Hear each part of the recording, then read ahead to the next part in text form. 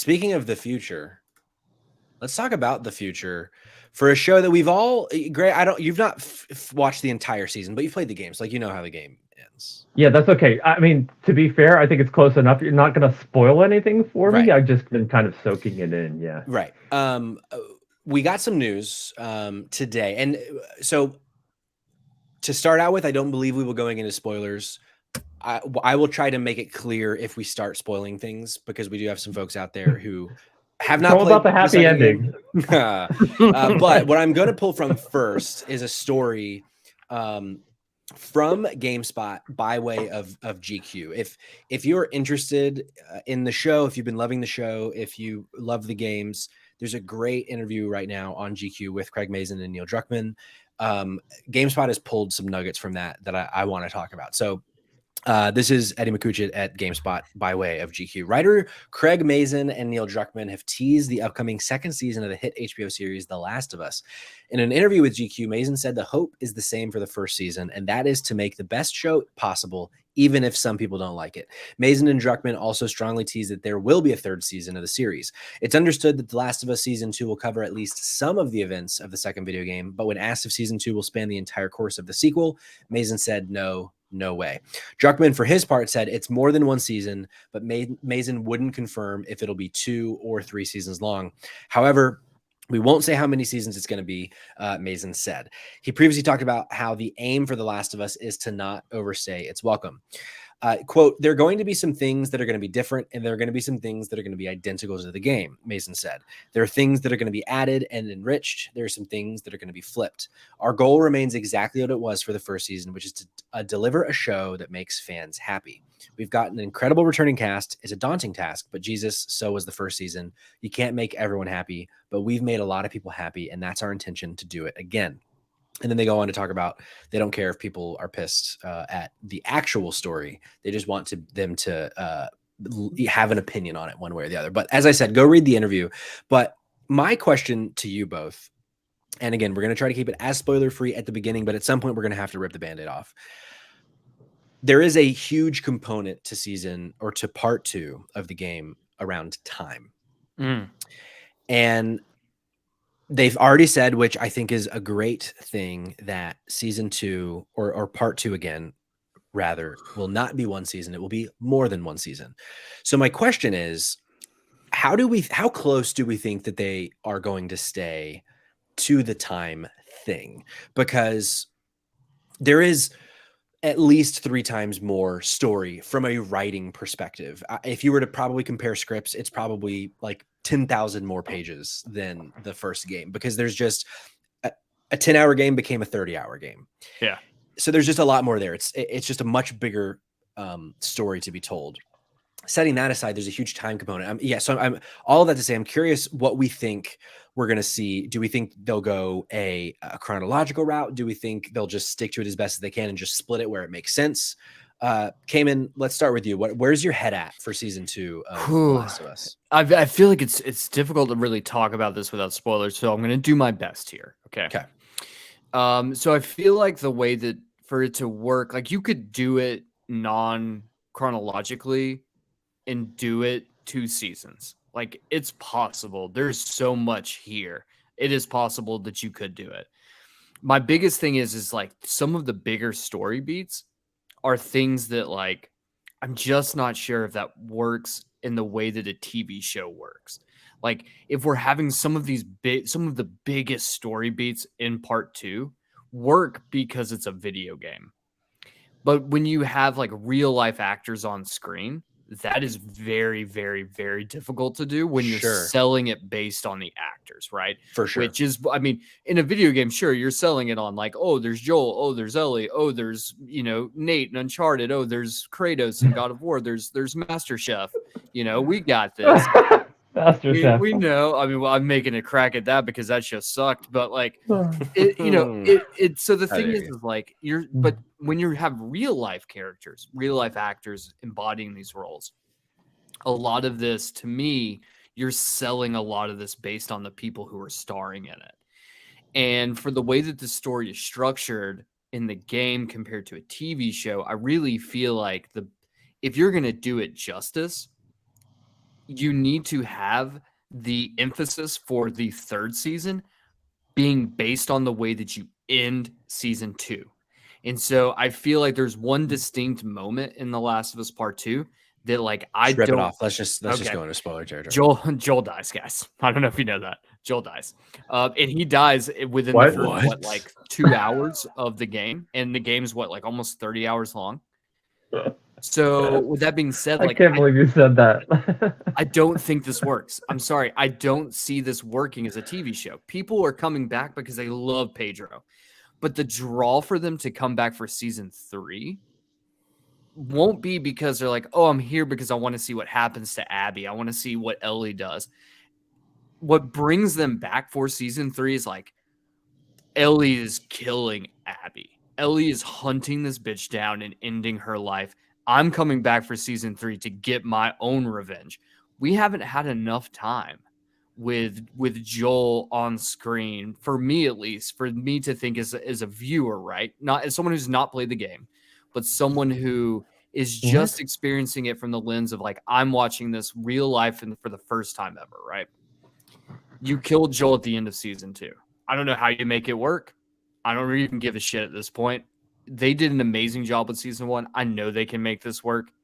But like if you killed Joel at the end of season 2, then season 3, now you have all of these people who are infuriated because it ends on the cliffhanger of Joel dying, and they are locked in to see how this ends. Oh my God. Yeah. If I feel like if they can manage that, if they can pad out an entire, even if they do 9 episodes again, hell, even if they drop it to like 8 episodes to get us to a point where, as you said, something that happens within the first hour and a half, 2 hours of part 2, the game, if we can get there to the end of season 2, then I would think it's got to be a 3-season show.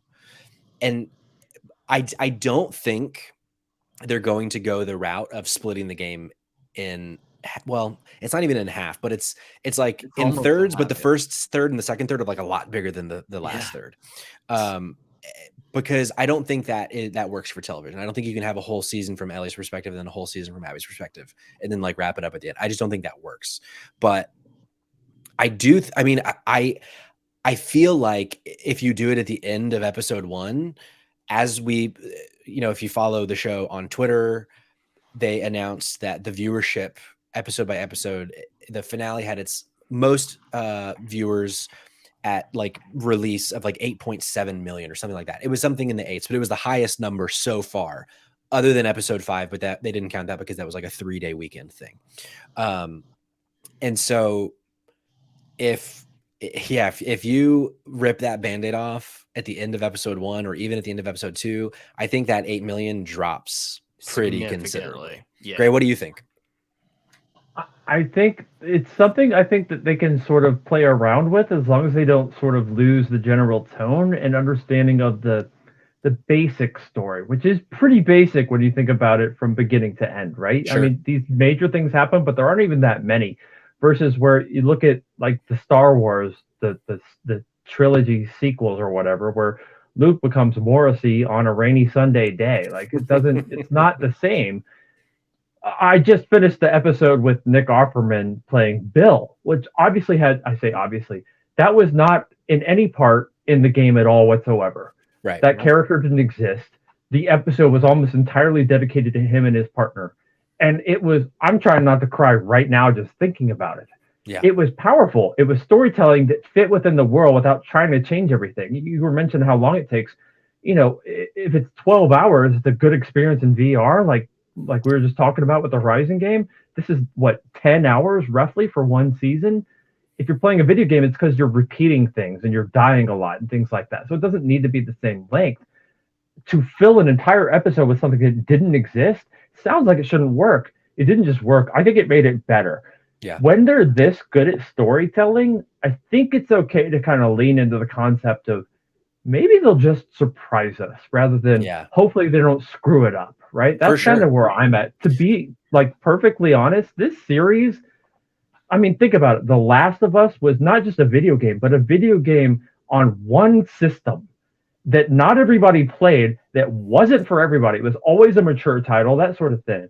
And they made it into a show with an Academy Award winner, Nick Offerman, arguably his best performance to date, some people are saying. I'm not sure that's fair, but it was pretty amazing, right? Yeah. Yeah. They've sort of earned my benefit of, I think all of our benefit of the 100%. doubt. Like to the point where I want to be like, you know what? Last of Us episode 2, so to speak, make it 4 seasons. Like if you can do it this good, I don't care. Take your time. Yeah, I totally agree there. Like there were things that I never lost faith in them this season, but there were things where I was like, this is a really interesting change and I can't wait to see what happens. And every time I loved it. Like I think it's one of my favorite seasons of television I've ever watched, which obviously I have the bias of The Last of Us being my favorite game of all time. And these are two of my favorite characters in any medium, but I definitely, I trust them to adapt this in whatever way makes the most sense. And I'm sure they will succeed. It's just, it is quite the bigger nut to crack, I think, for part 2 than part 1. And it's so going to be a beast. Yeah, it's going to be a beast for sure. Like, so, I mean, the way that they, I mean, like you said before, the way it's split up and it's like, it would be, it's like what, 40%, 40%, 20% is probably the way it's split between Ellie, Abby, and then 20%. I would even say like 45, 45, 10, honestly. Okay, sure. Yeah. So like, I don't think that you could do an entire season based on 10%. Yes. But I don't think that people would be as interested in watching, and maybe I'm wrong, but like, I don't see people being as interested in watching, like the first season is like, you know, is all of Ellie's story. And then 90% or 60%, let's say, is Abby's story of season 3. And then the last chunk is you're back with Ellie. Yeah. I don't think that it doesn't make sense like that. So I think the way that for me is that we have time jumps in between both of them leading up to the big season finale, which is like, we get a lot of like, we get Abby's pre-story and we get episodes dedicated to like just Abby. Or we have like an episode that's just like Abby with her dad who dies in the hospital. Joel shoots him and we get the close-up shot. So I can see like the first episode of the season being like, you know, them probably have already, they've probably already shot the first episode of the season while Bella Ramsey still looks young. But, you know, also there's the other aspect of like Bella Ramsey has to, I mean, sure, they've de-aged her in the show a bit by like using like almost like a corset to like, or chest bindings, I think she said. Yeah. Uh-huh. And there's other things that they've done to make her look younger. But like, you know, she has to age up a bit for them to do some of the other stuff. But like, I really do think like the way that, for me in my head, the way that this works the best is for them to drag this out where it's kind of like a back and forth early up into that big moment. Sure. And you have the big moment. And that's when you end on a huge cliffhanger and people, because the thing is, if you get a full season with more Ellie, more Joel, and then you start getting, you know, they're trickling in Abby and you're like, who is this? How is she playing into the story? What is going on here? And then like the big reveal is like, oh, Abby, that was her dad is the doctor.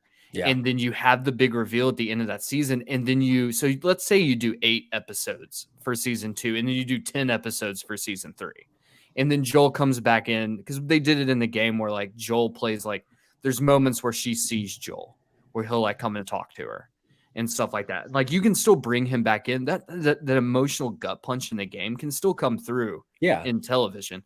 But I don't think that like an average TV viewer who's never played the game will have that same level of connection or attachment to Joel if you kill him in episode 1 or episode 2 of season 2. And then you have, you know, another full season and another like season and 3/4 left to like go through. Like it doesn't make sense to me, but like, but at the same time, like, I would love to see how they turn this. Like, I think that there's a lot of leeway that they can play with. That's sure it's going to piss people off regardless. Like that's the whole thing. It pissed people off when they played the game. There's still people who are furious about the way that's what I was going to say. Dude, we all did play through it. Like we didn't understand it at first and people were complaining about it before they finished the game. And we finished it, man, because the storytelling was it was that good, dude. They could basically do the worst possible thing you could ever imagine them doing, and you're still literally compelled to keep playing. I see no reason why they can't do that with the TV show. Oh, for sure. I really, And that means it's just exceptional television, right? I mean, it's really, really good storytelling. Yeah, the thing I'm most interested to see how they tackle is that turn that I don't want to say we all had, but I think most people had in the game when you're Abby and you start to actually like, wait, do I really like Abby actually, even though I fucking hated her for so long? Like I can't wait to see how that is handled and like what the audience that didn't play the game, like their experience with that. But they just did that with the Nick Offerman episode, right? For a guy who I had no connection with. And I was immediately like, oh my God, they're kissing and I'm kind of okay with it. Like, this is really fascinating. And it didn't feel like it was out of the world in spite of the fact that it was never a part of the story. Cayman, you didn't play the games? Is that what you said? Oh no, I've he was saying putting himself in the mindset of someone who didn't play the game. But I could see, like, I think the way that you could do this, I think the way you could do this that would work really well would be if you do have more time with Abby early on, and you all like, you know, you get some really good storytelling moments with her, and you get connected with Abby, and you like really start to really like Abby, and then she does the horrific thing, right? Sure. And then you're like, and then you have like that double moment of like, oh, like you just want to fucking lose your shit because you're just like, I liked her and now I absolutely hate her, and then you have to go back to being like, now I have to like her again. This is awful. Yeah, everything. Maybe they will. You know what this feels like? It reminds me of Game of Thrones for people who read the books and kind of knew what was going to happen, and then the show came out, and you're like that a-hole who read the books, right?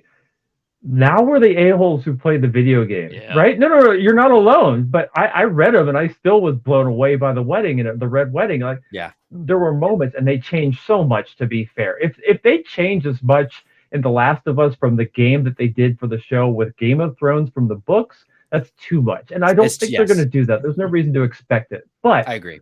We can't. We're the experts now. We can't go back and just tell people, oh, the video game was better. I think it's really interesting to see they're two world-class storytelling experiences. Yeah. It feels like it's unique. It feels singular. I wish it was more common than this. I agree. Well, we're going to get all of these answers and more when the show comes out in approximately 2 years, if we're lucky. But folks, that's our show. Gray, again, thank you for coming on. Oh my God. And talking all about, I know you had a bit of a heart attack getting it all to work, but you made it happen. PC problem. And I'm thankful for it. But Gray, for the folks at home, if they want to find you, if they want to listen to you, I mean, you do what we do in other areas, in other arenas. So tell the folks at home where they can find you.